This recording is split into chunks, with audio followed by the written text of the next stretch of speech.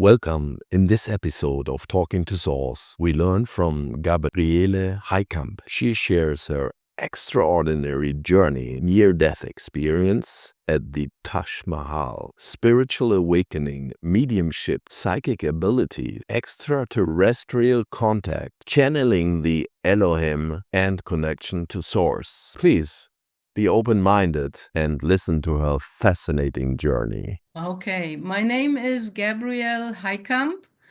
I was born in Germany and, I always felt weird. My first memory at 3 years was that I was sitting in the living room with my parents and my siblings, and as if the soul had just kicked in, I suddenly looked around, and my first thought was, what am I doing here with these people? And then I felt guilty because I know these people are my family. I shouldn't think something like that. And I was always the weirdo. I had an invisible friend as a child for a while.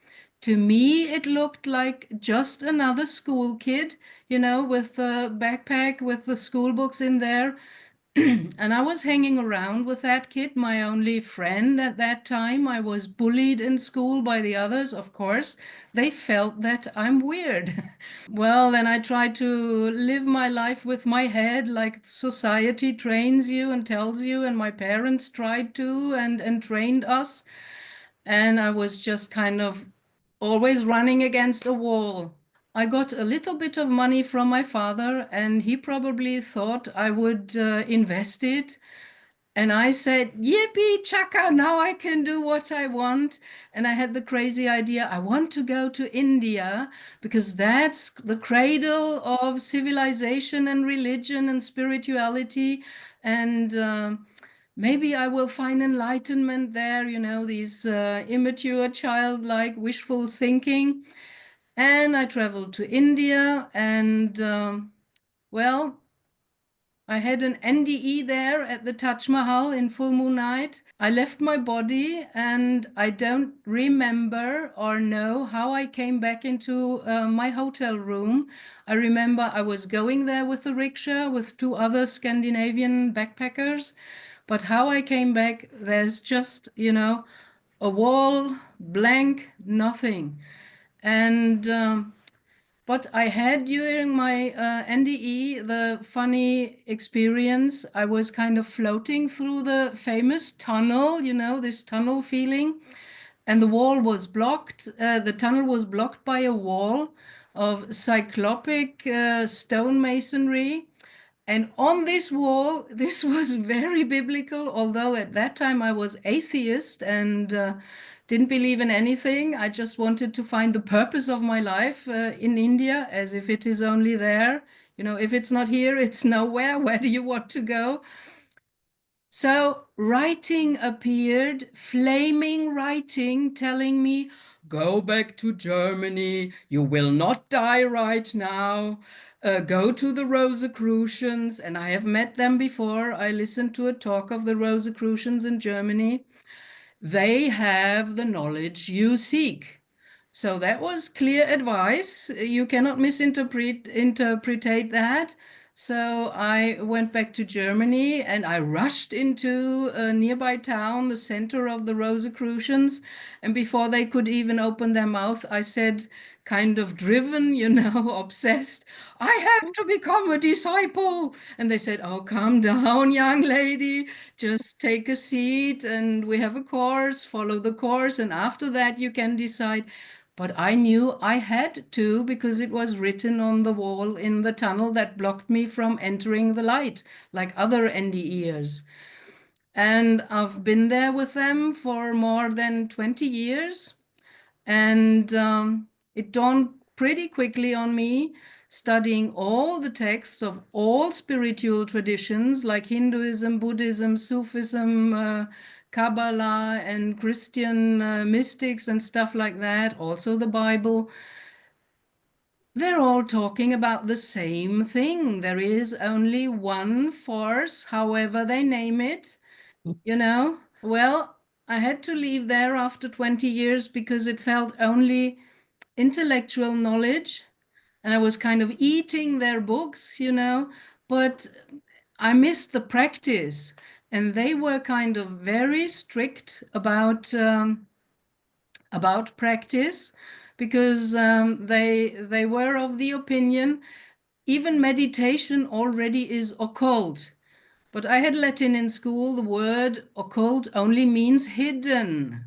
It does not mean negative or whatever people assume and insinuate nowadays with this word. And I was longing for practice. So I exited the school of the Rosicrucians and thought for myself, I want to learn from life, the real thing. I want tangible things. And well, then my husband died of cancer, and I had to accompany him in the hospice. I just couldn't do anything else, but I was feeling like I had the sledgehammer, I was kind of traumatized, and I did not want to accept that he was dying, although I saw him withering before my eyes. And right when he left his body with the last breath, I got a vision. And I never knew up to that time that I'm a kind of a medium with psychic skills. And I saw him jumping and dancing and whistling and singing on the other side. He was much younger and happy and healthy, no cancer, no pain, no nothing. And I thought for myself, okay, even stupid little me gets that message. You're well on the other side, and that's all you want for a person you love, You want to know that they're good and fine and healthy and wealthy and everything is okay. And after that, I thought, wow, I want to know more about that. There is something more. I tried to believe in that with the Rosicrucians, studying all the texts, but I had no practice. So I sat in front of my computer, I Googled, and I found my teachers that offered courses in mediumship trainment. And when I clicked on their site, I felt my husband right on my side, and he was jumping up and down with joy. Yeah, that's it. Go there, I'm with you. And in one of the first coffee breaks, I was sitting with a guy that later turned out to be a homeopath and clairvoyant from birth. I had to learn it, And he was starting very cautiously with me, like, do you know that you have somebody with you? And oh, wow, maybe he can see my husband. And I asked him, can you describe what you perceive? And he described exactly my husband, a long, tall guy with gray, short hair and a bit bald in the middle and glasses. And he has green eyes and he's very slender. And I said to him, okay, you can stop. That's my husband. He already told me he would come with me to these workshops. So that was a gigantic, wonderful proof. And I thought, okay, that's the right way. And I learned a lot from my mediumship trainers. And since then, for the last 13 years, I worked with clients a lot. Then I encountered Dolores Cannon's videos, and I felt, more than goosebumps. I started crying in front of the video, the 3 waves of volunteers, and understood, wow, I'm a first waver because of the birth year, and that's why I always felt weird in this world, and it was so hard to kind of be a pioneer on these spiritual paths and the different abilities and how to use the tools and stuff like that. And before I wanted to learn from Dolores, her QHHT hypnosis therapy, I thought for myself, because I'm into practical things, I want to experience it first. So I looked for a QHHT practitioner, and I found one close to me. Google Maps said 11 minutes from your living place. Isn't that great? 11, you have the 1-1. So I went there, And I had two wonderful experiences that taught me even more. And then I was a bit tired and weary of all the clients, and usually they dump all their problems and stories on you. I worked as a medium, and all kinds of clients come to a medium. Most of them would better use a coach or a psychologist and have some psychotherapy. There is a lot of confusion. People are not really aware of what a medium really is and what is the work of a medium.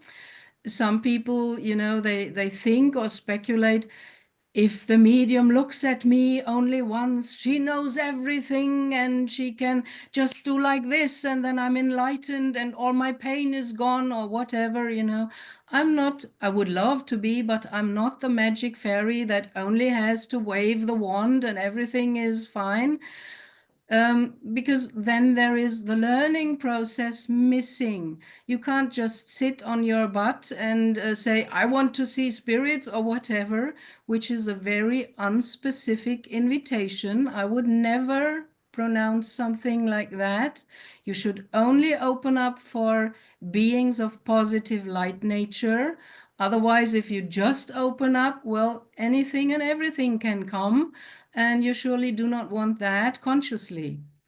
So, well, I made also the trainment with Dolores and became a QHHT practitioner, and had, besides my own first QHHT hypnosis sessions, I also had clients, and that was really the last kick missing, more or less, because I felt the energy of when you talk with the higher self, while the person, the ego mind, is kind of in trance, in hypnosis. You can feel this energy, and it's always the same, whatever client comes up. And you even recognize some of the traits, how the higher self or the subconscious of them is talking with you. There are traits you find in the person. So somebody talking a lot, they mostly have a higher self that's more talkative as well. And some, they don't seem to be able to open their lips, to get the first words out, and they're very short and but it's very, very interesting. I sat in this energy, and Dolores said the same. Sitting in the energy of the higher self changes you, whether you want it or not. But I wanted that, and I felt it happening because I'm clear sentient. I feel stuff. I feel presences. I feel energies and stuff like that. And then friends invited me to go to the Bosnian pyramids, and I didn't even knew that in Europe there are pyramids. I only knew of the South American, some in Asia, and of course in Egypt. And I thought by myself, wow, that sounds interesting. And we went there together. And the guy leading the spiritual kind of travel group, we resided in his lodge there. He had friendship with the guys from the tunnel systems and Dr. Sam Osmanagic, and also with the Sheikh of the Sufi monastery, which is right in the middle of all the pyramids. You can put sacred geometry on the map, and you see it's exactly the middle of all the pyramids around. And we were able to assist in one ritual of the Sufi Sheikh. And after that, there was a little tea ceremony. We could ask questions. And I looked at that guy, and I saw a white laser light beam going from his eyes to mine. And I felt that there is a special connection and something else. So I also took the chance to have a private session with that guy for little money. And usually I have questions, and when I sat there with him, the translator asked, do you have any questions for the Sheikh? And I said, oh, no, at the moment I don't have. But may I tell a little story? Yes, yes, you can. And then I said, you know, I feel my whole life I'm running around on this earth and I'm searching for something. I'm seeking something which I can't name, but it's as if it's the last missing part.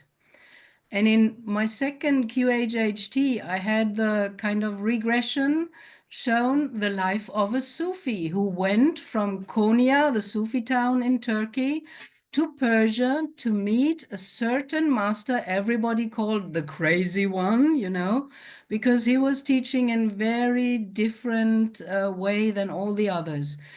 And it turned out that Shaikh was the master from that incarnation, and he could not have known that because I didn't tell him.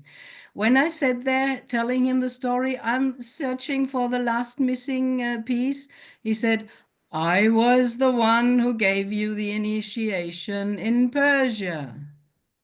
And I thought, wow, you know, got the goosebumps.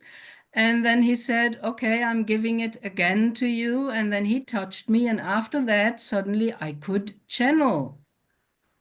And then this stuff happened that the Elohim appeared and gave me their name. And then I researched because I thought Elohim, like everybody, you know, indoctrinated, they are the fallen ones, the Anunnaki, the bad guys, you know. We are still in this good and bad. And for spirit, it's only experience.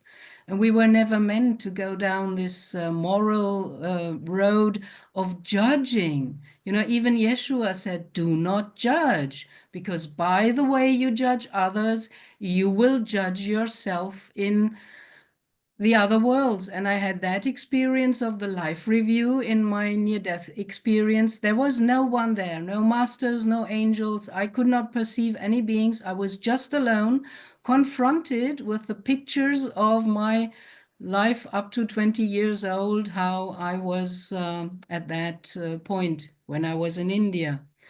And I felt like these old plastic film boxes where you pull out the film, you know, it was pulled out in front of me. And I saw pictures and images, and I was judging myself. I thought, ooh, how could I have said that to that person? And I felt as if I'm in the shoes of the other one. I felt the energy of my words, that I did not intend to be hurting, but that person was so hurt, and I felt the pain, you know. And I thought, oh, wow, I wasn't aware of that. And of course, you know, if you're not totally numb or dumb or closed, you want to do it better. So I had the wish, if I could only change what I had done. And that is what kind of brings you back into reincarnation, because you want to do better next time. So there was a scene also with my mother, and because I had lost a brother when I was 16, he died in a motorcycle accident. So in my life review, I knew, if I do not come back from India and my mother get the notice she died in India, your daughter, that's the second child she's losing, and she could barely handle the first death of her son. And I knew I cannot do that to her. It's impossible. But also the flaming writing told me, you're not dying, you're going back to Germany. So I did as I was told, and my journey started really with the death of my husband, you know, because I was able to witness what's happening, that there is another side. And through my mediumship trainment, well, I was able to get and collect practical knowledge and experience with deceased loved ones. And then came the Fae, which I loved. As a child, I loved reading fairy tales, but as we are told, that's all fantasy, you know. And then after a while came the angels, as if there is an order or a ranking of contact. And in the end, suddenly I saw three, with my real 3D eyes, I had three UFO sightings. And once, when I kind of telepathically just told them, oh, yeah, I see you. And they lit up, you know, as if they were answering my thought. And that was great confirmation. And since then, I've been astrally on ships several times. I had some OBE experience, and then I learned remote viewing. And I even tried to go back via remote viewing to get the missing time of my NDE, where there is the white wall, which I could never penetrate. And I wanted to find out, where was I? How did I come back to the hotel room? What happened? And I couldn't get through, you know. Then I asked another medium, and she just said, you know, cryptically, "You were taken out of time." That's not really very helpful if you don't know how to decode that sentence. But one time it happened when I was channeling in a little spiritual center for public and guests. Suddenly, through my own mouth, the Elohim said, "Could someone of the public please ask a question for Gabrielle herself? She wants to know what happened when she was in her NDE and about the missing time." Then someone asked that question, and I could witness coming out of my mouth the answer I was seeking for years and years. And they said, "You were taken on board a ship. They zapped you out of that experience, and it's the Pleiadians, and they worked on you and your psychic skills to help you get along better in your normal earthly life." My guides nudged me to be kind of international, and as I am able to speak English, I always loved that language. And I think sometimes you need less words in English than in German, and it's more on point. And because my vocabulary in English is much smaller than in my mother tongue, German, so I have to be clear and simple, and I love clear and simple. And I miss that sometimes in the German language. And in the end, it's all about resonance. We are just like the skin of a drum, you know. We resonate with frequency because when we speak, we utter sound. And Joachim Ernst Behrendt said in his book, Nada Brahma, the world is sound. Every word is sound. So you let out vibrations and frequencies, mostly what is in your system, consciously or not. And this is what touches the other one listening. If they're only in their head, following the words and the meanings, then they're only mental, and they miss out on the heart, which is our greatest organ of perception and resonance. And you feel if something is true. You get the goosebumps, or some people, I love playing with words, they call it the truth bumps. That's a sign of your body, which is a wonderful biofeedback mechanism to tell you that you just encountered something true you resonated with. That's why the body is showing symptoms. So that's the little story about me. So much information. The most comforting for me, what I heard right now, was like you actually had some very strong hardships, especially when your husband died, that it can be a blessing too if we only learn to accept. That's it. Acceptance and letting go of our fears, opinions, attitudes, whatever we think or we're entrained to think about something. If you trust the process and just go with the flow, even the hardship turns into something wonderful, because my beloved deceased husband, the great love of my life, he's one of my spirit guides now. And he helped me a lot in the beginning because I could see him easier than the other ones, you know. And now I understand I don't even have to know their names. I don't have to see them. I only see kind of nebulous figures in the shape of human form. They don't care about names. They are just frequency and vibration, and they are the vibration of love and light. Others I do not invite. So they don't care about names. You can call them Bob or whatever. They are here for us. And the first thing they told me after I had one situation driving home, you know, with just the bag, with some clothes, of my deceased husband from the hospital back home, and I was kind of shortly before entering into self-pity, in my car. No, I'm all alone. And I already wanted to start to cry. And suddenly, ploof, like half a circle around me, I saw all these nebulous heads and figures. And I heard very strongly, "You are never alone. We are always with you." And then I started crying out of joy and being touched. And that was so healing and very different from self-pity and thinking, "Oh, I'm alone. He's no longer there." That's the usual thing happening because we're entrained like that. And if you don't believe in anything, you don't have to believe in God or Source. Source does not care whether you're religious from this branch or another one. It only cares if you embody the principles that Yeshua told us about. Be kind to yourself and others. Love yourself like your neighbor. It's the other way around, because if you don't love yourself, how can you ever love another being? So they say it wrongly in the Bible. It's kind of twisted. A lot of redaction happened, unfortunately, with that text.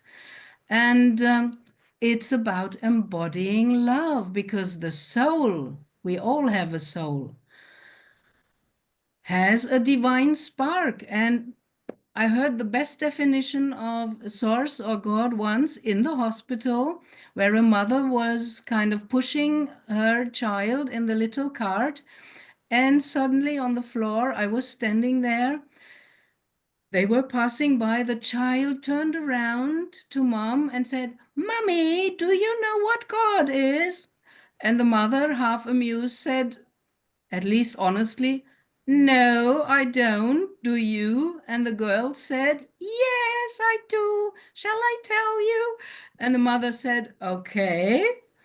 And then the girl said, "God or Source is a great ball of love and light. And whenever we come down to earth, it gives us a piece of that with us." Isn't that wonderful? Best definition ever. My God, we should really stop these kids. They're telling the truth right in our face. It. As long as they are not deformed by education and our false beliefs and brainwash programs, they are telling the truth right away. I mean, normally I ask what spirituality is. I think we're far past that question. I would like to know if you can elaborate a little bit about our connection to our higher self or to the divine, and how much is that even? Well, you can experience your own higher self or subconscious in a QHHT therapy if you're not too heady a person. I had a client where it came through only for a few seconds and said, "Just drop it, Gabrielle. His brain is everywhere." So didn't work, people that are too intellectual and only in their brain, it's difficult for them to let go of the control, so they don't really get under in hypnosis. But most people are easily to be hypnotized, and I love Dolores' method. She's going slowly, step by step, leading you to there, and then you can have an experience, because you, as a client, you are spoken with and you get afterwards a recording. And I already noticed a change.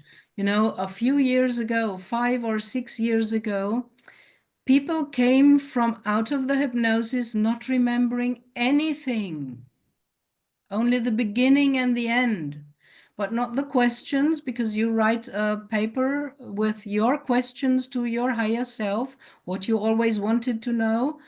And the practitioner is asking that in your place, and he's calling in at a special moment the subconscious or higher self and ask this question, and you get in the recording, the audio afterwards, you get the answers. And the people were falling kind of out of every cloud, wow, that was coming out of my mouth. And nowadays they remember everything. They come back and I ask them, that's a standard question of Dolores, what do you remember? And they say everything. And they even experience more than they are able to express with words during a QHHT session. They get pictures and images, they feel the vibrations, they feel the feelings. And in the healing part, at the end of a hypnosis session, they feel or even see the light coming in, and they feel the vibration of healing energy as warmth or frequency vibration working on an organ or their leg or their shoulder or wherever they had problems. Another way is to meditate, to get into the calm and still place and stop the monkey mind chatter and just feel. And it even helps to touch your heart, if your hand is there. There is this sentence, energy flows where your focus goes. Usually our focus is like a gone wild hose in the garden with no hand to direct it. It's just spraying around, thinking from here to there, and I have to do this and go there and meet him and call her and whatever. If you focus your hand, you feel the warmth of the hand, and then your focus goes there automatically. And even Eckhart Tolle once said, I love this man for that sentence. He said, if you feel, you cannot think. That's true. Just send the focus of your attention into your big toe. Suddenly you feel the toe very present, although it was there the whole day, but you were not aware. It starts vibrating and tingling, and it's getting warm. And you're not thinking, you're feeling, you're focused onto feeling. And after my mediumship trainment ended, for the first few years, every night, shortly before I fall into sleep, you're going through kind of the alpha brainwave state and then the theta. In theta happens hypnosis. Alpha brainwave is usually meditation or even driving in your car, this slightly drifting away and kind of daydreaming. That's already the beginning state of meditation. So you go through these stages, and I heard them for years because I was so stubborn, to practice what I heard and apply it in my life. They were saying every night, the entrance is the heart, feeling. You have to feel more. Go into your heart, and things like that. And even Yeshua said, if you do not become like children, open-minded, without prejudice, not pre-opinionated, you can get there easily. There are many tools and many ways, I think as many ways as there are people on earth, and you have to find your own access, but the access is through feeling and the heart. It's not via the brain, that's the wrong tool. Intellectual people think they got it all, by reading books. No, that's a shallow letter and book knowledge. If it's not applied, then it does not become alive, and it's not kind of radiating the vibration. So it's really very important to feel more. And usually intellectual people have problems with feelings. When they get a strong feeling, then they're totally blown out of their mind and they don't know how to handle it. Because where do you feel love or anger? You don't feel it in the brain. You feel it in your body, in your heart, or in your gut feeling. That's the solar plexus chakra. And we have to learn, that's why we're here, to master the energies. And there are more than just one. Thinking is only the left brain, the rational male logic, and the right brain half, two halves. make a one. That's the female, holistic, intuitive, and that's what you use as a medium much more to get information and input from spirit realms. So the intellectuals are more or less walking on one leg because they only use this half, and binaural beats can help to connect them, because usually the brain is built like that. In the middle you have the corpus callosum, which is kind of like a barrier between these two halves, and you have to unite them, because then your brain is functionally wholly and entirely. Otherwise, intellectually, you only use half your brain. And you think that's it, that's all, the whole world. No, it's not. You're missing out on the other half.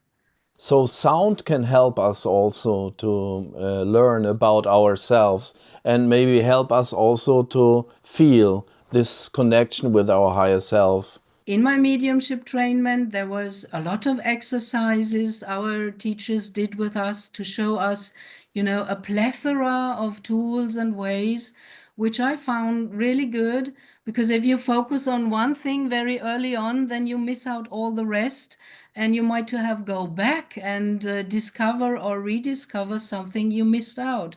So I had kind of a supermarket of tools and exercises.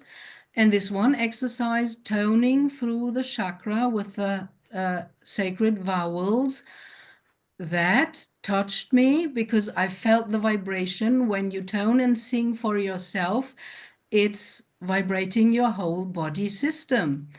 And I thought, wow, I feel so different after that, much more aligned, as if my chakras are like an antenna and they have to be aligned. And I started using that, and I toned every day, and suddenly I heard some overtones coming through. Then I got interested in overtones, and I looked for some free videos on YouTube and found some. One of your guests, Miroslav Grosser, you had from Germany on, he was very helpful for me. And when I started using and practicing overtones, I suddenly felt parts of my brain vibrating with these true harmonics after the Pythagorean musical scale. And I wasn't aware of that. Usually you don't feel your brain. And it was vibrating in the front or on the side or in the back. And I thought, wow, that's an interesting tool. Well, and I read this book from Joachim Ernst Behrendt, Nada Brahma, The World is Sound, and the Hindus say Om was the first sound. And I had this out-of-body experience in my near-death experience when I entered in the Taj Mahal, the real tomb with the two sarcophagi. There was an Indian guy sitting there at night. You don't earn very much money at night. During the day, there are much more tourists to sell a flower to or something like that. This guy was sitting there at full moon night, and I was all alone. And when I entered the crypt, he started toning an Om in a fully stone chamber that was resonating, because it's built of marble that contains a lot of quartz, which is piezoelectric effect. There's a lot of stuff going on we forgot and find back now by discoveries. And that blew me away. And that was the moment I think I left my body and had this life review, seeing the pictures and all that stuff. And then even being zapped out by my star family, the Pleiadians. So sound is really a wonderful tool. And nowadays, nobody is singing any longer. They're all, walking like this, and they listen to the sounds other ones do via music industry, and that's all in 440 hertz, which is like white noise, the test build of TV in the beginning times of TV. It's a frequency a little bit off, and it's stressful. It's disharmonic. And all the natural instruments like Tibetan bowls, singing bowls, or Native American Indian flutes and Indian flutes from India in bamboo, and also the drum. These are all instruments, natural, on 432 hertz. And also the new invented handpan. I bought one because I fell in love with that instrument and I play handpan. That sound, it touches your soul. You can't even escape. And it does something with you. And that's a different experience than just listening to pop songs in 440.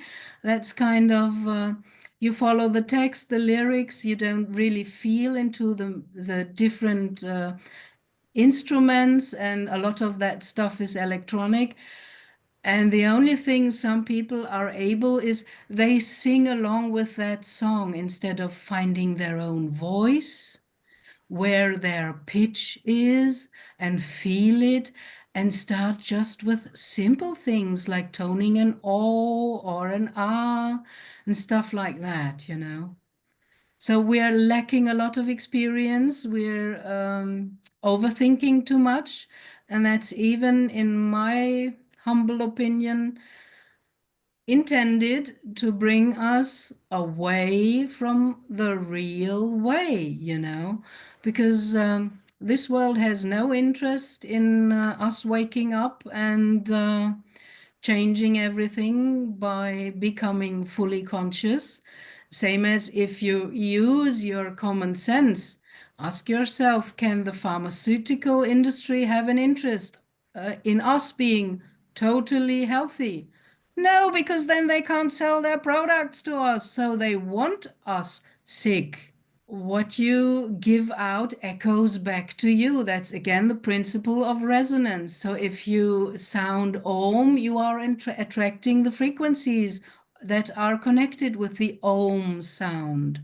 And the O is the vowel for the solar plexus chakra, which is your gut feeling, your intuition, your perception to medial or psychic senses and abilities.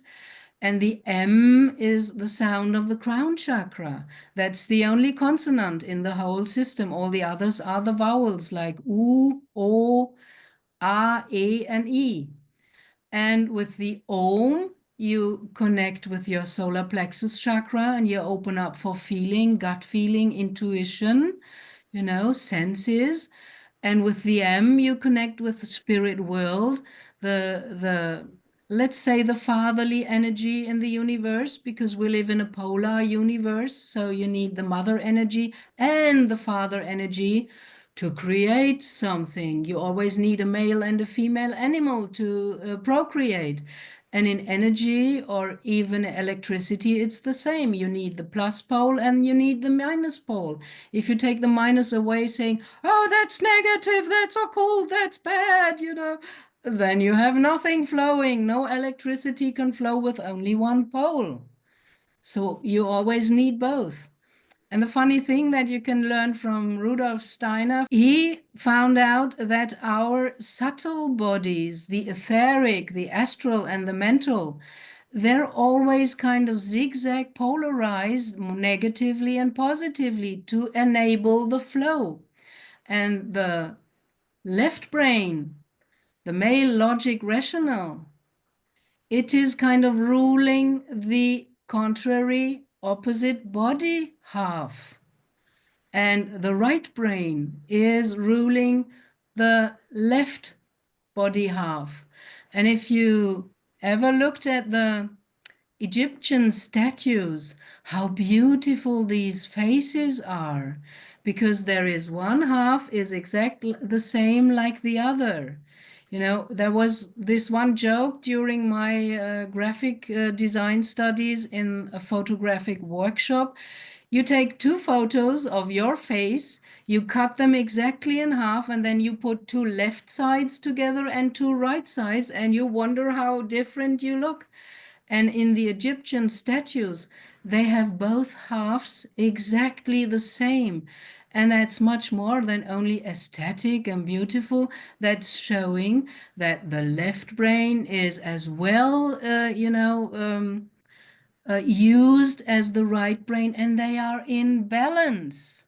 So that is why your face is so harmonic and balanced and aesthetical and beautiful in the statues in Egypt, because that was their ideal, to use both in harmony and balance. And if you look at your own face in the mirror, you will always find that one eye is a little bit more open and bigger, and the other one not. So you can clearly see that the overthinking, so the left brain ruling the right body half, shows that this eye is more open, the right side is much more expressive, and the left side is kind of underestimated and not used enough to come into balance, That's also why Buddha always spoke of the way of the middle, like you have to bring your two sides in harmony and balance like a scale. Can we talk a little bit about Elohim? Because for many people, they don't understand what that means and if it's real. You gave an example through your experience with your husband. Though still there's, so then on the other side, there's Elohim, there are the Pleiadians, there's your husband, it seems like very crowded over there. Actually, we are kind of in a fishbowl, and we only perceive the three-dimensional world. But as it's only, there's only a difference in frequency. Everything is in the same space. We are surrounded by invisible beings from all kind of dimensions and realms, and we cannot perceive them unless we train our psychic senses to kind of look deeper, look through, or sense them. So, well, that was a journey in itself, because when they kind of popped up, I felt it's the same quality like my higher self, which I experienced in the QHHT hypnosis I got before I learned the method and became a practitioner. And I'm about practical things. I love language. I speak several languages, and I like to research the root meanings. So, of course, I went looking up who is Elohim? And I found out it's a Hebrew word in the Hebrew original Bible, used very often as kind of the synonym for God, the one God of the Hebrew Bible, which is Jehovah. But, it's a plural. This I am at the end. Elohim means they are a group, a collective consciousness. And so you should translate Elohim in the Bible not as God, but as gods with an S in the plural form. And when I had contact with them in the beginning, I already had contact with angels before. So I recognized the angelic frequency. They feel to me angelic. And they were always only positive, uplifting, empowering, never anything negative. Because I encountered other channelers who, speak like very negatively. You have to do this and go there, and if you're not, then this will happen, stuff like that, like even threatening you. This is not the voice of light and love. I already learned to discern between the voice of the ego and the voice of the higher self inside of me. And by that, I can also discern negative entities or energies from positive love and light beings.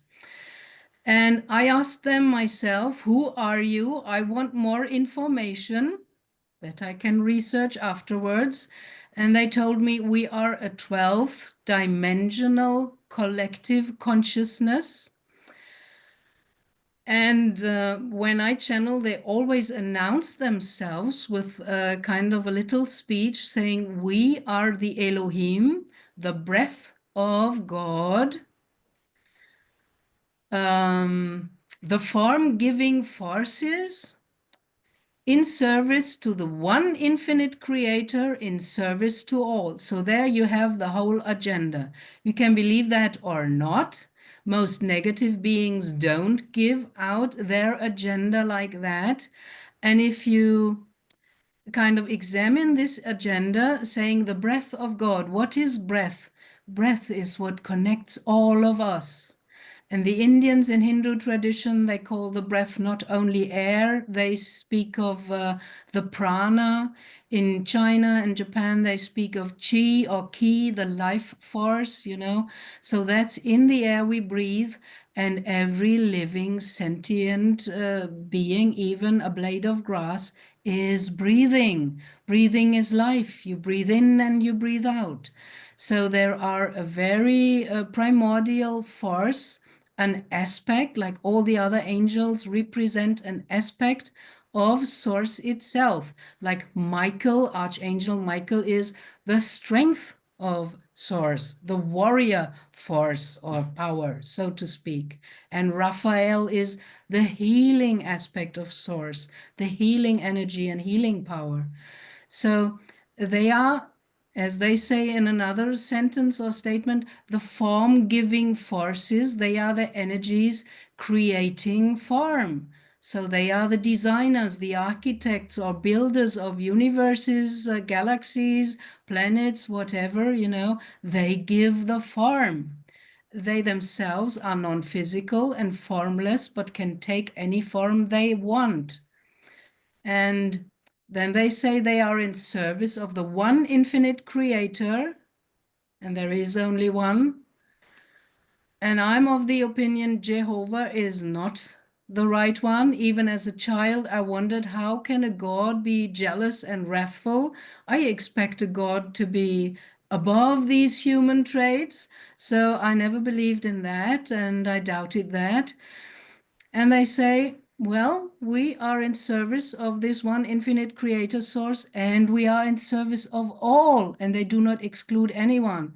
They don't say, we're only here for the Christians and we exclude the Muslims or whatever, you know. Excluding, this is only a trait of humans, you know. I am I and you are you, and all traditions tell us we are one. And even modern science tells us everything is connected, you know. It's all intertwined in quantum physics. I would just say, yeah, let Jehovah talk for himself, because mainly people, those give us the teachings of Jehovah or whatever, that I don't know anything about it, but I'm just observing that, of course, there's always these humans in between, that they have their scriptures and they describe what the scriptures mean, and maybe it's all the same. And by chanting, by being devotional to whatever, in whatever religion, it could be beneficial. Or what is your opinion? I think if you have your own experience, that was the one thing I learned from the Rosicrucians. They said, and that's why in former times they were kind of persecuted by the Roman Catholic Church. They said, you don't need a priest or a teacher or anybody in between you and your connection to Source, because your soul has a divine spark, a little part of Source, a full fractal. So you can connect directly if you go within. Yeshua told us the kingdom of heavens is within. But we are entrained by society and false prophets and beliefs in religion. We have to go outside, go to the church. There is the priest. He makes the connection and then you pay for it. You know, that's so crazy to me. And I want no one in between me and my own connection, because that's only between me and Source that is within my soul.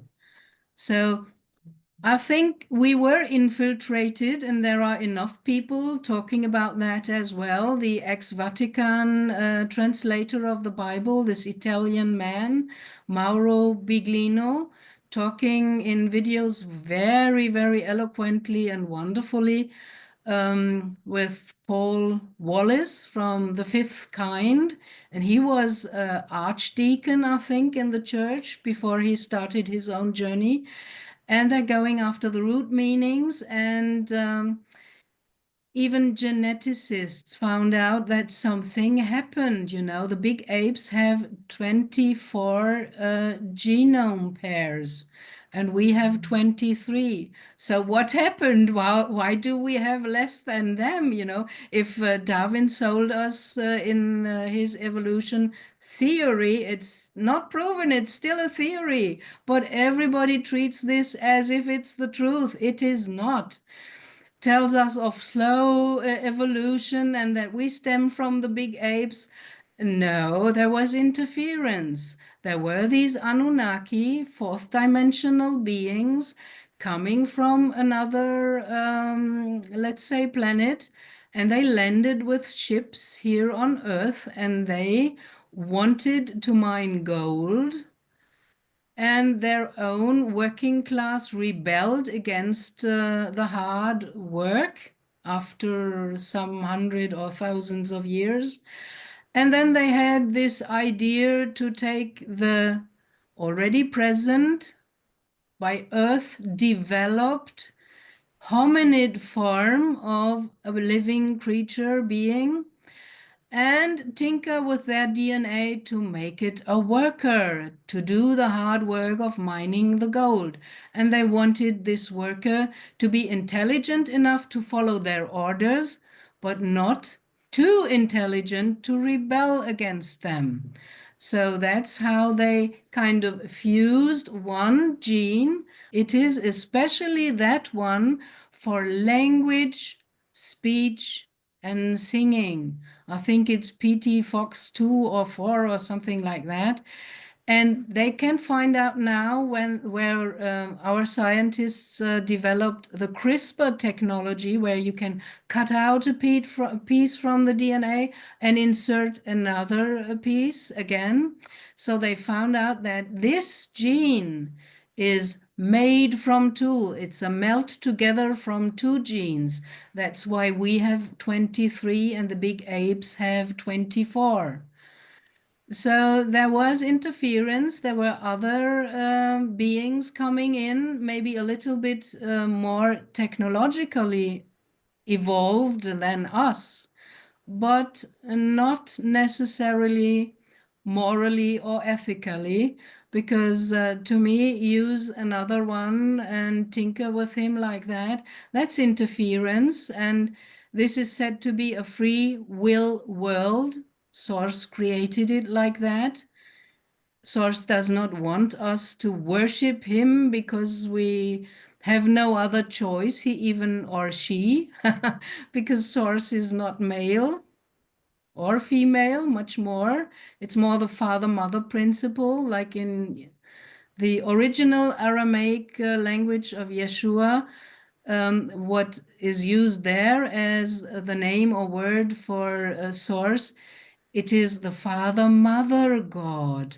It's not a male God. And Judaism and even Islam, they're selling us a male God, also Christianity.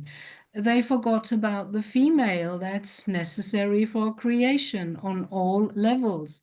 So, well, we had this interference, and a lot of others also came, and in the end, it turned out within my research that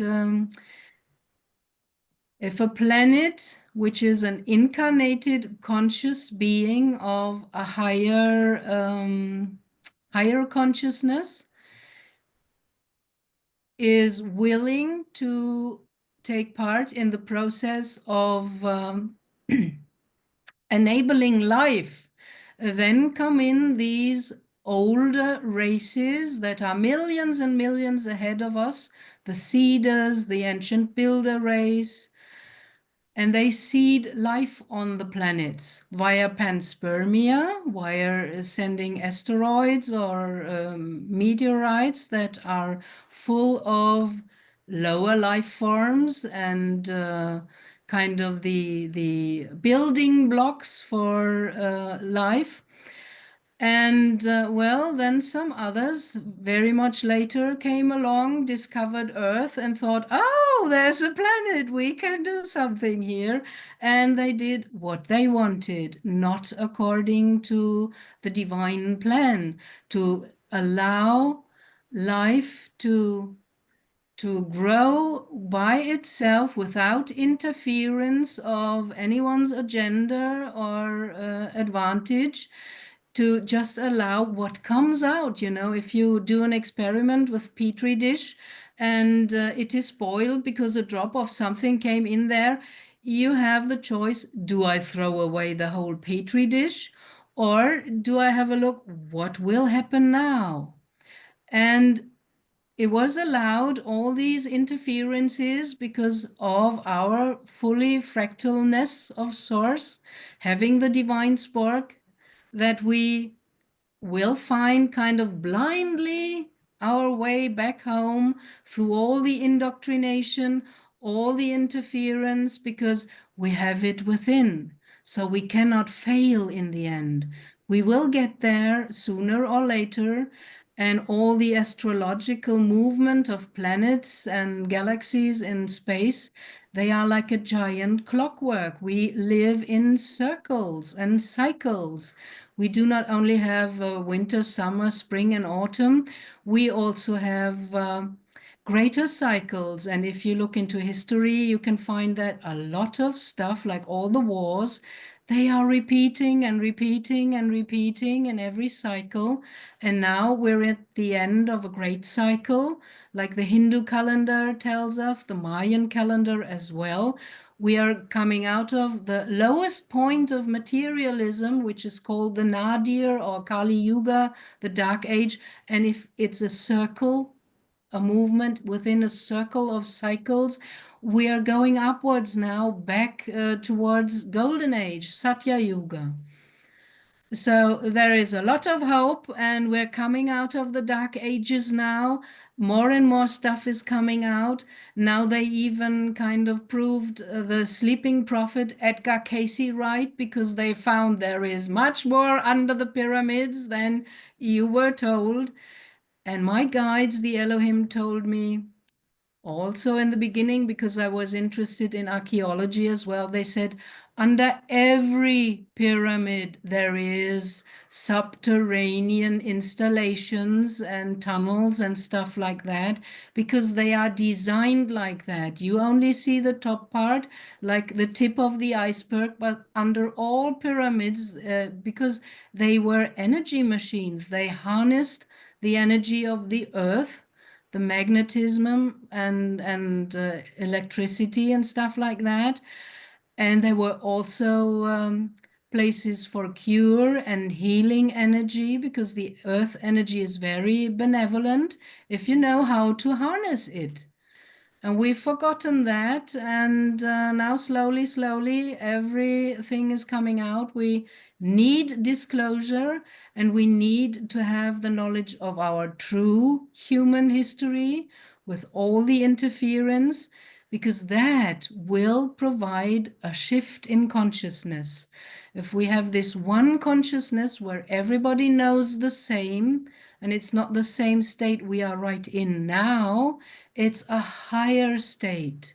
When we know our true history, where we come from, who we are, and where we go to, that will change everything. And it's meant at the end of a great cycle that a shift in consciousness is happening. And many people talk about that. And I had always, through my whole life, I'm 68 now, the feeling I'm waiting for something big, like some event, something to happen to change everything. And I feel it coming close and closer now. I have the feeling, yes, we're right there. Do you rely on Elohim on your daily tasks? Like you walk a street and then you ask Elohim, so should I go right or left or? That to me is kind of abusive. That's as if I would still ask mommy and daddy what to do, what to think, where to go. And the Elohim from the very beginning always told me, we're always with you. You can ask us everything, but sometimes we won't answer, because that would spoil your experience on your soul path. And they like to repeat with questions. They ask me, what do you think you will learn? If you always ask mommy and daddy for the right answer, where to go, left or right, whether to go to the toilet now or not, that's a stupid question. You don't need to ask that. You know, and if mommy and daddy always remove all the obstacles, you just become a spoiled, demanding kid that's totally addicted and dependent on someone else's opinions, may it be the Elohim, God, whoever, you know. So they want us equal on the same eyes height. They want us to grow up. And they said humanity is more or less was until recently more like a toddler, you know. That's why we were so easily being duped by all the incoming false prophets, false religions. All religions are man-made.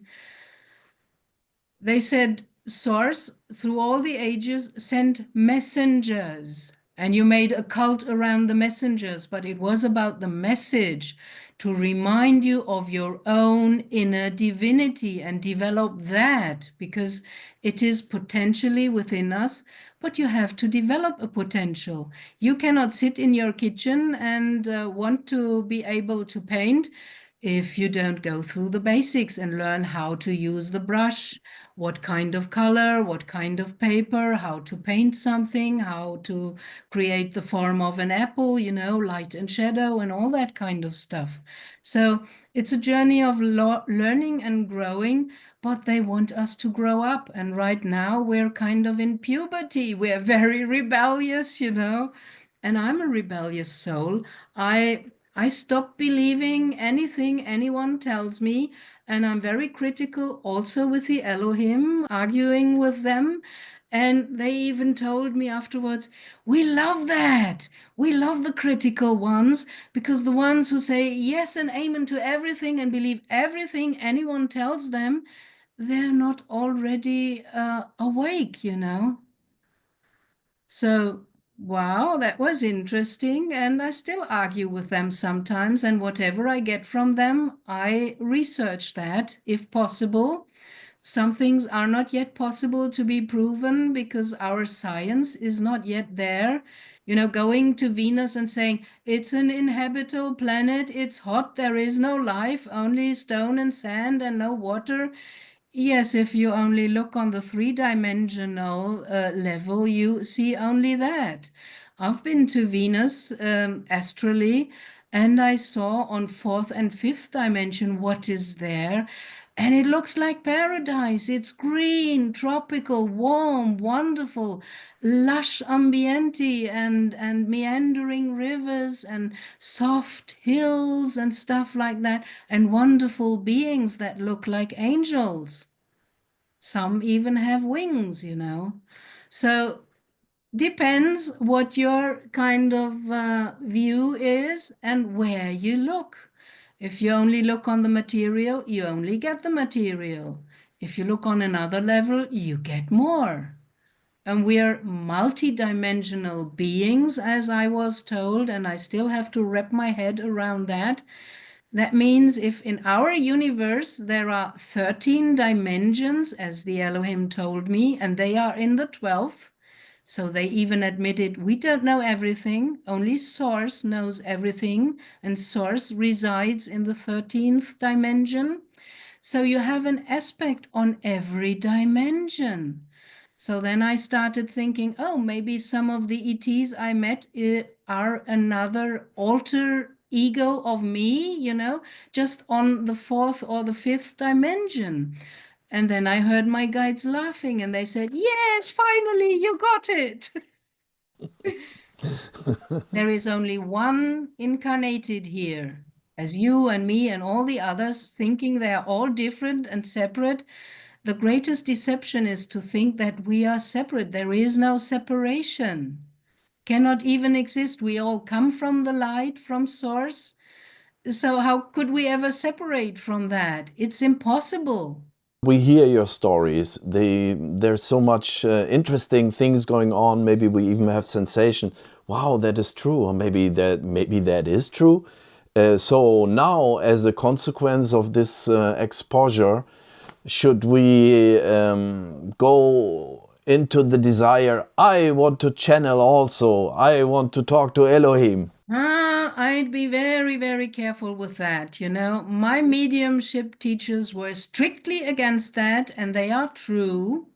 They only work in the classical tradition of English mediumship, the evidential mediumship, with deceased loved ones, because they say they are your family, only on the other side of the veil. They are bound with you by the bonds of love, so they won't harm you or mislead you. It's your mommy and daddy or your grandpa or an uncle, deceased one, coming through a medium and giving you some practical tips or hints, what might be your next step in life or where not to go. And everything or everyone else, you never know who's on the other line, whom you're talking to in other realms, unless you learn the two criteria that I learned in my mediumship trainment. It's if you cannot identify the sender of a message. You can identify mommy and daddy and grandma and grandpa because they still look the same. They can give you a proof that only you and the recipient of the message will know. You cannot know what they always loved to wear when they were still in their body, that grandma always ran around with this crazy hat or something like that. You cannot know that as a normal person, but as a medium, you get that information from the spirit of the deceased loved one. And if you report that to the client, then the client can says, yes, my mom always wore this hat and it was pink in color or something like that. So there you can verify the sender of the message. If you cannot do that, how verify an imp, how verify a fairy, an angel? They can come and tell you, I'm Archangel Michael. Well, you have to believe that or not. So if you cannot verify the sender, then you have to check in on the energy and feel the energy, because trickster energies and beings are out there, and they can lie with words and appearance, but they cannot lie in frequency. You feel that something is off and wrong and that you distrust them, and there's something where you kind of feel repelled. They can imitate and mimic an angel, but because they are not of the light, they always exaggerate, they overdo, They are this blinding light that hurts your eyes because they are not of the light. They don't know how the light really is, so they overdo. Or their grin is, kind of more diabolic than a friendly smile, stuff like that. But in energy, you can identify who's who. And it's enough for you to know, does not feel good for me, then stay away. So I was very critical about channeling, but I wanted to understand how it works, and I was curious. But I wasn't thinking that I myself want to channel. It just happened to me, and the Elohim told me, it is a soul contract that my soul made with them, or its own 12th dimensional aspect before this incarnation. And of course, I, as a person, do not know. No one ever showed me that contract, I don't know what's written in there. But it made sense to me the way how it took place in my life, without effort. I went from here to there. I met the Sheikh, one step led to the next one, without me understanding where I'm going or heading somewhere. I was just curious, wanted to see these pyramids, whether they are true, and I felt the energy there, and no one can tell me these are just natural formations. Earth does not create right angles and straight lines. I don't believe in that. But it's up to everyone else what he or she believes. I can only tell you there's a lot of false belief, and we're all programmed with that stuff, and it's hard to filter through. That's why also, we are layers of education, of Christianity since 2000 years and whatever. So through all these densities, spirit has to come through, and every layer is like a filter, and it's tainting the information. Our beliefs are tainting the information, so it's necessary to do the inner work to become clear and pure as much as possible, strip away all the layers, all the opinions, false beliefs and attitudes, and the brainwashing of society, education, and religion, to be a pure vessel that does not taint the information. And that's why channeling is really a very difficult thing, And you should not believe any channeler telling you anything. You should always try to verify it, research it, and use your own gut feeling. Does that make sense to me? Do I resonate? Do I get goosebumps or the chills? Is it touching me? Maybe making my eyes watery. If your inner waters are moved and you are overflowing with tears, that's a clear sign of your body telling you, yeah, that is something for me. And it does not have to be the same for your neighbor, because that's why we are different and individual.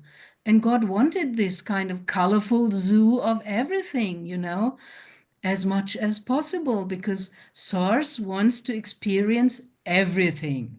And we are kind of the vehicle living it out and learning and growing by that and coming more and more in contact, melting with our higher self and our soul that knows the way. And that's kind of the intuition we sometimes feel. No, I'm going the right way and not the left way or something like that. And I'm very careful about not abusing my guides, because I don't like to be abused by clients calling me every day again with the same question. In the end, it's totally dependent or addictive stuff like, shall I visit my grandma or not?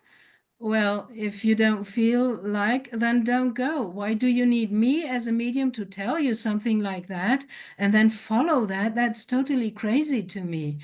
We should really not abuse that, only for the real important stuff, And I experienced during channelings that when I did it, in public, in the little spiritual center with guests asking questions, most people only want to know about themselves.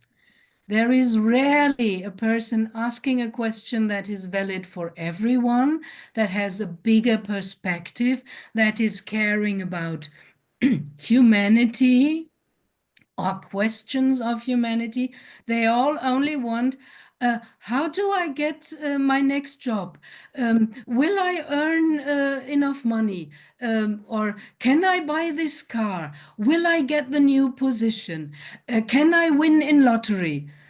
So that's pure materialism. And that's still kind of not even 3D mindset or mentality, that's 2D. That's two-dimensional. And even in one of the ancient religions or so-called traditions I studied with the Rosicrucians, that was Zoroastrianism, about Zoroaster. He had a very interesting concept. He talked of two forces, like the two polarities in duality, the light force that he called Lucifer. Nowadays, since the Catholic Church, Lucifer is the bad guy, and the bad guy in Zoroastrianism was Ahriman, the spirit of materialism. Does that ring a bell? Where are we today with all the materialistic people and their materialism mindset, only wanting to know, how can I get more? What's in there for me? Well, if you aim at that, of course, I'm trying not to judge that. You will only get that and nothing more. And this, for me, is not enough. I want more. So I'm not very much into materialism because it does not lead anywhere where it's, beneficial for more than just my little self. Yes, it's such a dangerous times because people are really convinced technology can help us and we can rely on artificial intelligence, we can rely on the robots to do all the work, we can rely on so many material solutions to what actually are spiritual problems. Exactly. You got it. You hit the nail. Congratulations. And as I love sci-fi films, makes sense to me now because I have a staff family and that Pleiadian connection. That's how I know now why I like science fiction, because not everybody likes science fiction films. You have in the Star Trek series a wonderful example of the melting of human and technology going wild or going rogue. It's the Borg, they are half human, half machine, and they're just kind of taking everything. They don't have compassion, there is no empathy, they're kind of just machines using parts of human bodies to be able to move and walk around and do, simple stuff. And I think, well, you always have both sides, you have light and dark in everything, even in ourselves. And it's up to us to choose, not only once in your lifetime, but every minute. Do I want to go with the light, with the positive, or do I want to go with the dark and the negative? And intellectual, heady people, they are criticizing and only spreading their negativity. And, well, if you sow negativity, what can you reap from that? Only negativity. So another sentence my spiritual mediumship trainers taught me, and it proved true in my life experience, was energy flows where your focus is. So watch out where you put your focus. And criticizing and delving in the problem, like only focusing here, what's the problem? You did this wrong and whatever. You're focused on the problem and you create more of that, what you don't want. You want the solution, but you focus your energy only on the problem, so no wonder it gets bigger. That's what we experience in our society nearly every day. And we have to do it the other way. Okay, there's a problem. I'm not living in La La Land and doing as if it's not there, like some of the love and light, always happy New Agers do. There is a problem, but I'm not focusing and not feeding it with my energy. I'm focusing on the solution and not on the problem, and I want to grow that. So that's why I send my energy into the solution, and I think in a different direction than only focused on the problem and all the negative stuff. Of course, there is negative stuff. There is light and dark in everything. I can be grumpy, or I can choose not to be and to be kind. And that feels better for me. And if I smile at the supermarket at the cashier, she's happy as well, She's feeling better, I'm feeling better. And that just works so much better.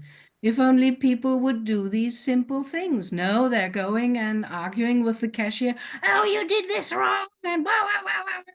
And they're just spreading futile negativity that does not grow anything but what it is itself, more negativity. And if you ask anyone on the street, do you want more war? Do you want more fight and more negativity? They would say, no, of course not.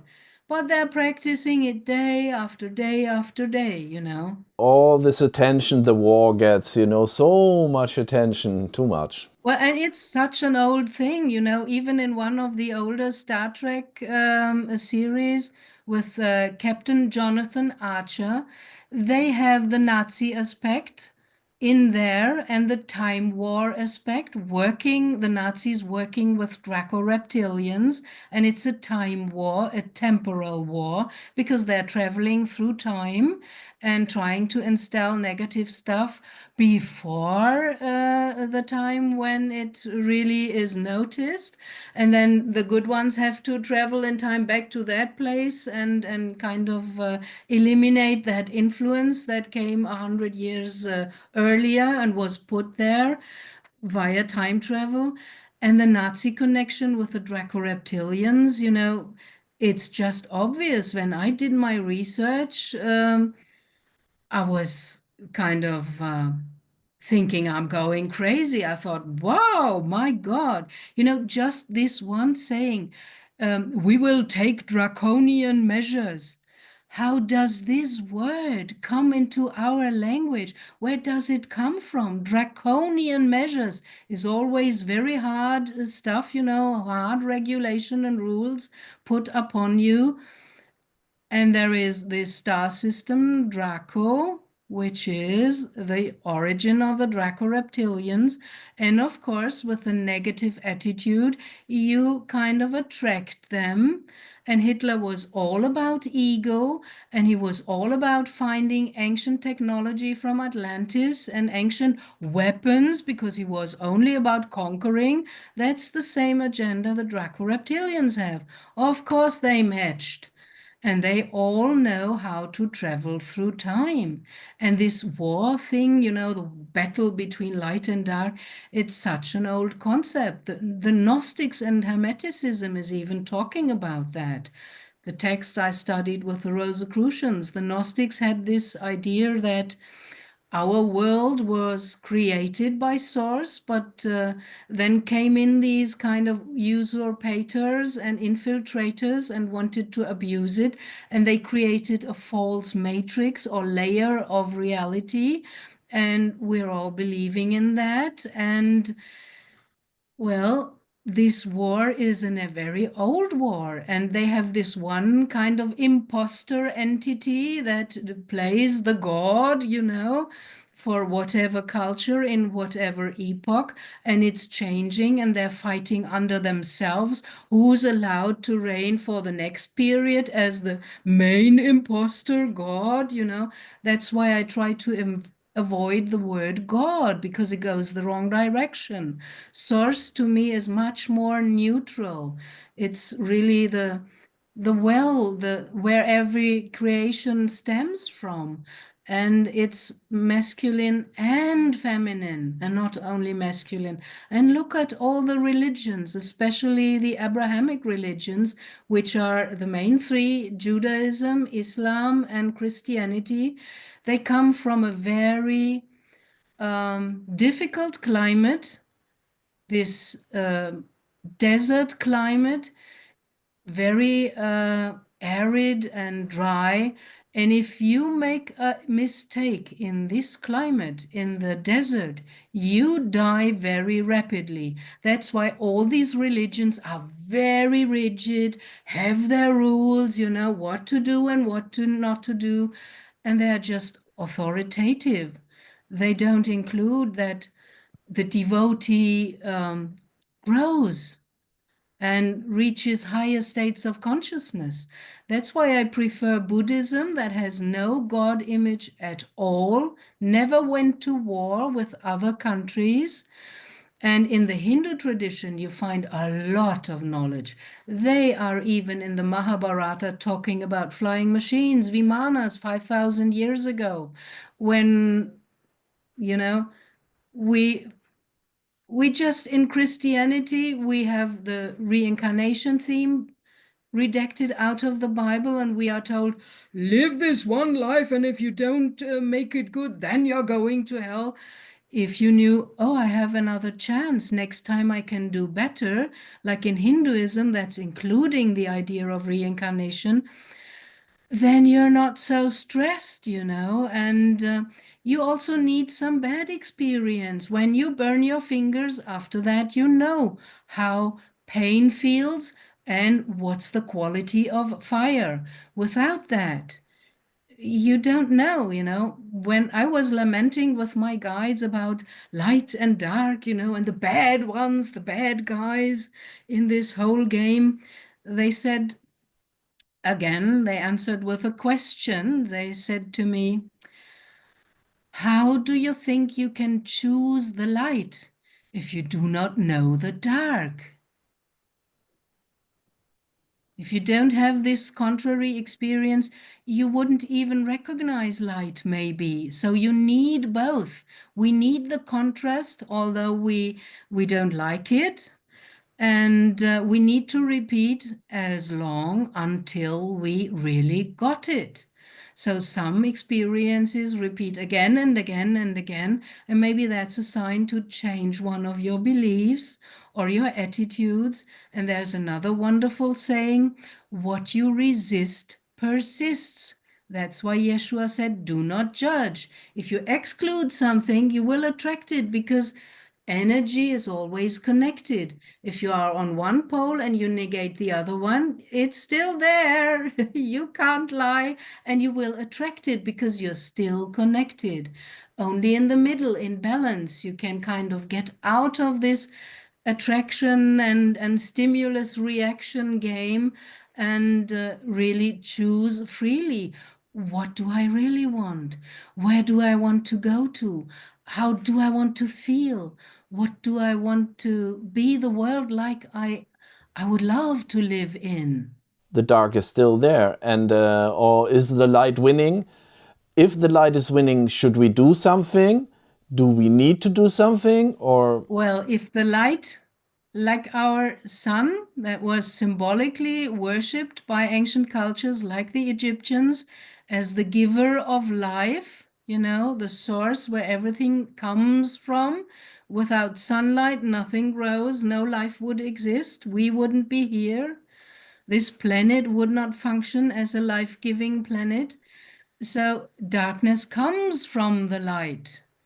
Because to create experience, this one ball of light had, like a cell, divide itself into two halves, two half brains maybe, and also into light and dark, That's the split. So the dark ones are even also coming from the light, and unknowingly they are working for the light.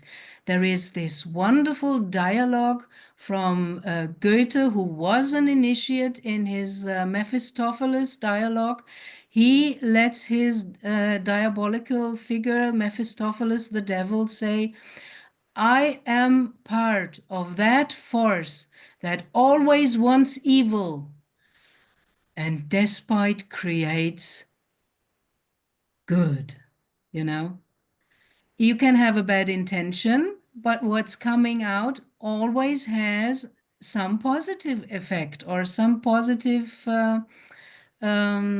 aspect, So you can't divide it. We have both here. It's mixed, and it's up to us what we choose. So you can, of course, do something.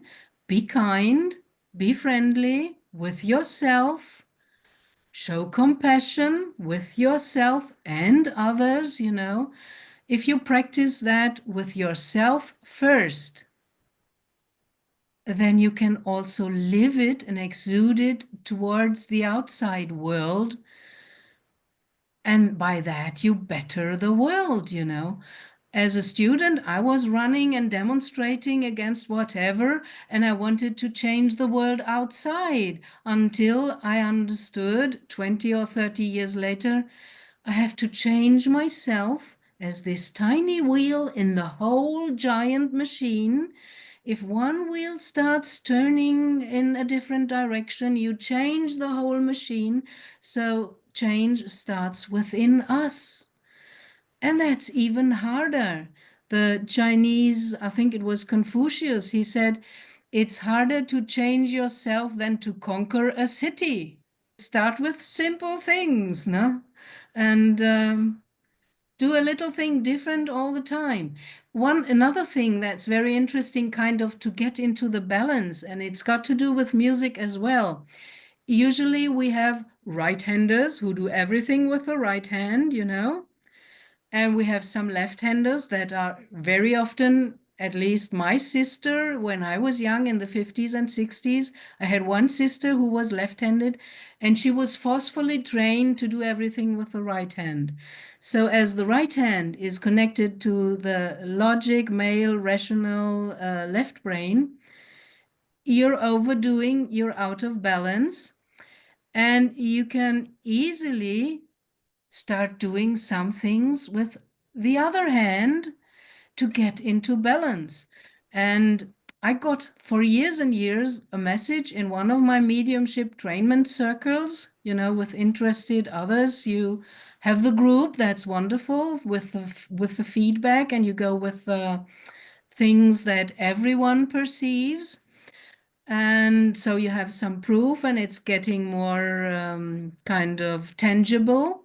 If 3 people experience a spirit in the room, then there probably is one there in the room. So I got the message, go and do African dancing or African drumming. You know, and at that time I was still very much intellectual, and I wasn't even aware that I was kind of haughty, you know, arrogant in all my knowledge, my head knowledge. And I thought, you know, oh, go away with that message, you know, I'm not going into a hippie group learning drumming. I don't like that. And stomping African dances, this is nothing for me. And I got that message again and again and again. And then one day I got an email from a friend, and she told me in kind of the last sentence, by the way, I'm learning drumming in a class of drumming school in Frankfurt. And I thought, oh, there's it coming again, you know, drumming. And then I wrote back to her, do you think I could go there as well and have a look? Or do you feel I'm taking away something from you? Then I go to another drumming school. And she said, no, no, come, our group is open. Would even be great if there's one member more. So I went there, and you would not believe how much I learned with just drumming, because usually the rhythms are played hand to hand. So you use both hands, they're going from left to right and back again. And by that you activate your both brain halves, and they come more into harmony.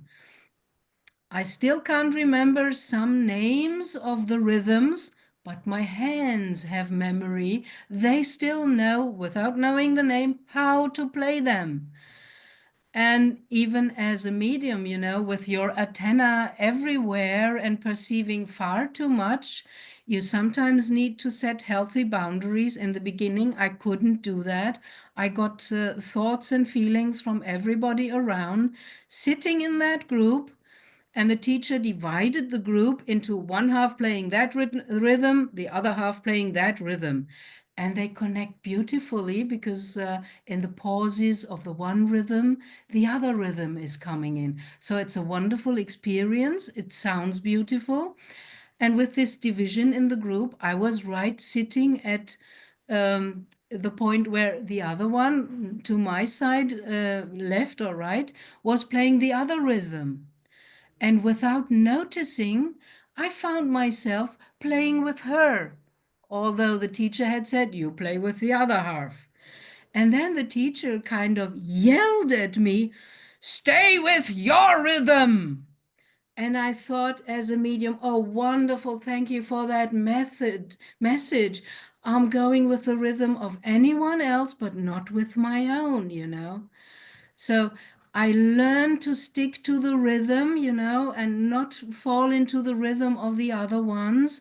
And that's really very important. You need to care for your own frequency and feel inside yourself, check inside. How do I feel? How's my mood? And if you don't like it, you can change it. There are many ways to change a bad mood. Go out, have a walk, uh, pet your pet, whatever, your cat, your dog. You can't help feeling love when you stroke your dog or stroke your cat. So do things that kind of help you get into a good state of love and kindness. And you can always change in every minute, only if we kind of keep being attached to feeling grumpy. All the others, I blame all them. They are the bad guys. They are doing bad stuff, and I'm the only one. That's good. Well, that's a spiritual ego lying into your face, and you don't even recognize it. So you need this one first step of all mystery schools, and Yeshua also said the same: know thyself. Because all the other beings in the astral, they can read you like an open book. That's why they know everything of you and they can manipulate you. So you better know yourself with all your dark and stupid corners and flaws. That's okay. You don't have to judge that. Just be aware that it's there and then choose. Do I want to be like that? No? Okay, then do something else. And if you don't know yourself, well, then you will have to have a lot of experiences in the mirror principle teaching you your blind spots. Thank you so much. I just wonder if you could tell something. How can people connect with your work? I'm a retired medium. I'm a bit tired of working one-on-one with clients, and my guides already told me, well, in the same time, you can reach much more people more effectively. And they nudged me to go out since 1.5 years. In the beginning, I did not want to put my face onto YouTube. And they nudged me to go out and kind of nudged me to go to Next Level Soul podcast to give an interview about my NDE, because that was kind of a simple first step or entrance for people who want to know about, is there an afterlife? Is that true? Does it continue? And stuff like that. So that was kind of the entrance door. And then my guides nudged me. I wasn't even aware that I had a YouTube channel. It was kind of created automatically, maybe. And another former friend of mine once made a video in German language and he put it there. And suddenly I remembered, wow, there was this video, and I looked at it. And then I looked it up and found, oh, I have a YouTube channel. Didn't know that. And although I'm a no techie, I'm able to make small videos, and my guide nudged me to share as much as possible mediumship experiences and encounters, astrally, OBE, out of body, whatever, my own insights, little teaching stories, and also sometimes some channelings, and as well self-help videos, little rituals, what you can do for yourself to clear your ancestry field or to clear your own field and to claim your sacred space so that you're not invaded by unwanted energies and stuff like that. So self-help is also very valuable. And I have now on my YouTube channel over 200 videos where you can jump around and just as you like, try out and, well, see what it does for you. I also made some practical stuff like toning through the chakras, and that was a lot of jumping over my own shadow, sitting alone in front of a screen with an Indian shruti box and singing and toning to the screen. But out came a video where everybody watching it can tone along with me, and after that, feel the effect, what the vibrations do in your body. So if you Google my name, Gabrielle Heikamp, I think it's with a number, and I'm not good with numbers. There comes 8485 or something. Or Google my name and YouTube, you will find my YouTube channel, and you can use it for your own whatever, curiosity, have some tangible experience. And I'm no longer working with clients, only in exceptional cases when I get a nudge from my guides to take and accept that client, because it's important, it's a real important problem or whatever that he or she has. But usually I try to enjoy my retirement, and I'm not so retired because I'm making these videos and trying to help all my fellow humans on their soul path, because I was in the same position years ago, not knowing where to go, what to do, what to use, to whom to listen to. And it's always about self-empowerment. Learn to trust your own feelings, because the first impression, that's what a medium works with. That's before the rational mind comes in and tells you, oh, you're hallucinating, you're making this up. How can you know this about that person? That's irrational, and blah, blah, blah. That's the talk of the ego mind. So the first impression is nearly always a feeling. You don't feel good with that guy. You dislike what this woman is saying, You feel repelled.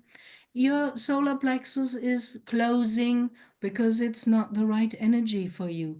And you don't have to name it bad, or whatever. It's not good for you. That's the only criteria that should work. So on my channel, people can have a lot of fun or not. It's up to you. That's what I share as kind of my heritage to the world, my fellow humans, fellow souls on their soul path.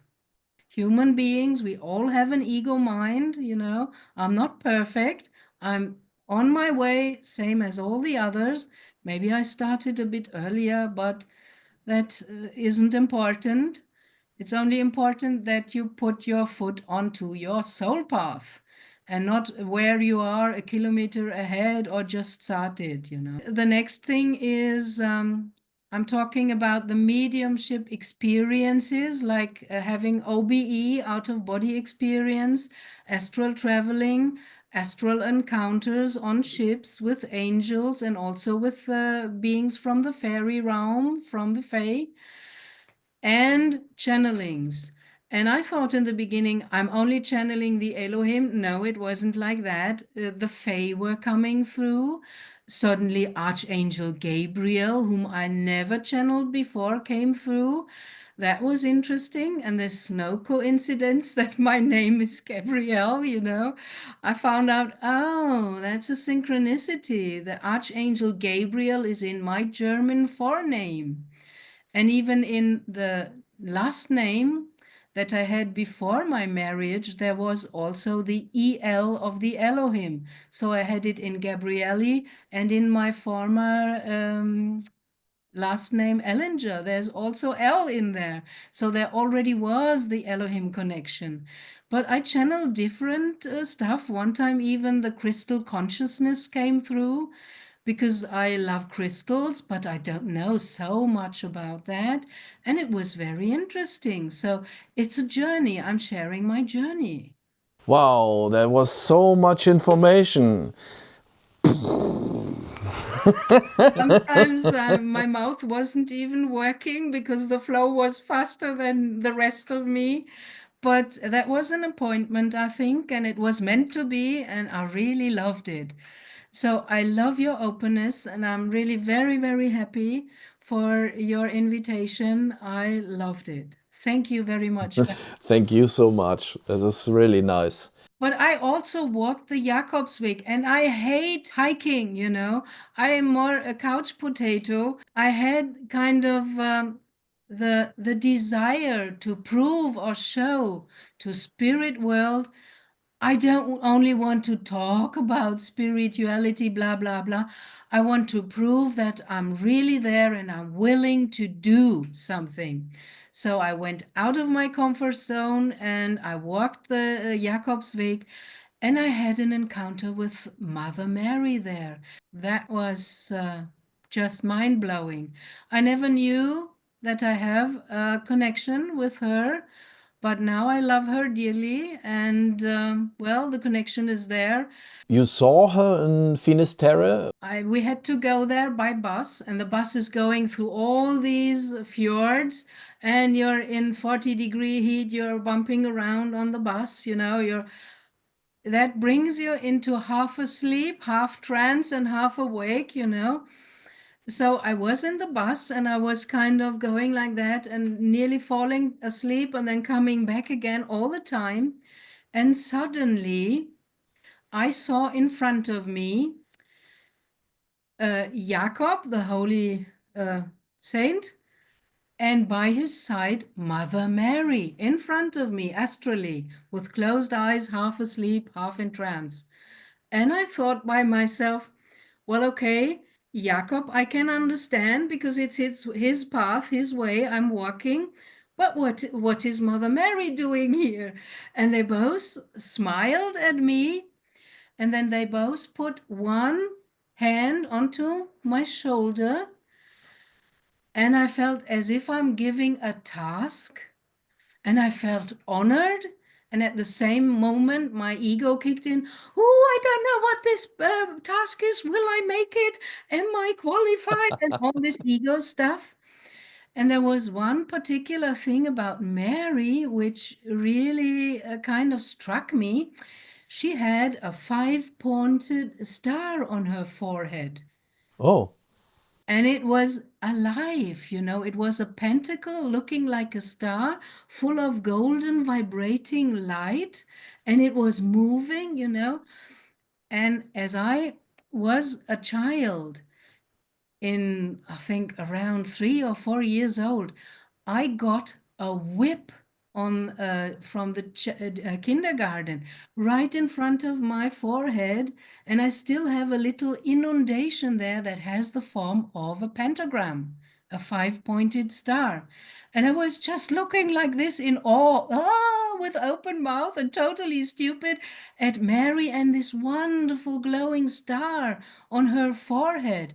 And then suddenly she took the star and put it onto my forehead.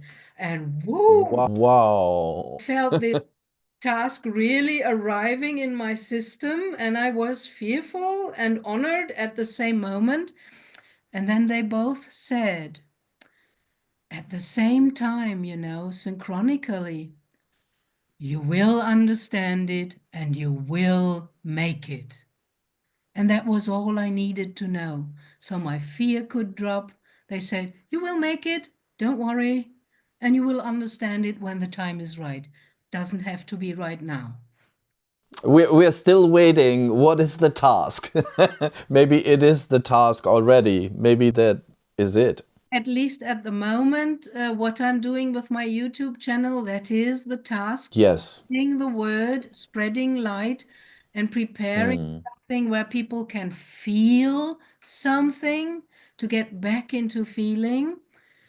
And well, what else? I don't know. I feel it's like a rush for me personally. I feel like the world is changing now and there's so many people they need a little nudge into the right direction. Dear one, listen, you have it. It is there. Only you have to become more aware of it and train with Yes. it. It's there already. We all have it. Absolutely. Yeshua did not say for in vain, my people get lost because of lack of knowledge. Because the Bible was redacted so much, religion kind of formed the trajectory of a spiritual path and put all these attitudes and opinions and misinterpretations onto the path. So we really are all lacking the real knowledge. And that was taught in the mystery schools. In ancient Greek, when you entered the mystery school of the Eleusinian mysteries, above the door there was written, "Know thyself." You have to know yourself first. So that's an important step, but it is possible for all of us because Yeshua also said, "What I do now, you will do as well, and even greater things." And he realized the Christ consciousness in himself. That is the divinity in his soul. And we're all meant to do that step as well. And now, with the shift in consciousness coming, more and more people wake up. I don't need a war to wake up. Some other stubborn, hard-necked might need a sledgehammer to wake up. Okay, they can get that, you know. As our souls created our soul path before incarnation, and we put all these kind of Easter eggs onto our path to remind us, oh, this, oh, that, you know. So we're discovering or rediscovering presence that source through our soul placed onto our path to remind us of our divine nature and to come home. And a lot of people will wake up through disclosure, through things coming out like there's stuff underneath the pyramid. Edgar Cayce's talked about that 70 years ago already. But, well, some called him a fraud, others believed him everything. He was not always right, but in this he was right, you know. And more things will come out that can even convince the stubborn and hard-necked, only intellectual people, because these structures, you know, going down 2 kilometers, shafts under the pyramid, this is impossible to build by humans with chisels and hammers and stuff like that.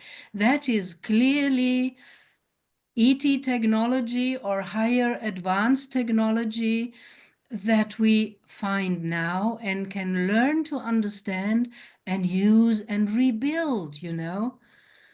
So there's so much more behind the surface, and it's getting more and more transparent. More people are waking up, and we need people like you and me and all the others out there with their channels, bringing their puzzle pieces in so that a seeker can have a bigger picture and integrate more of the puzzle pieces to show, oh, there's a whole way leading to more and greater wonders.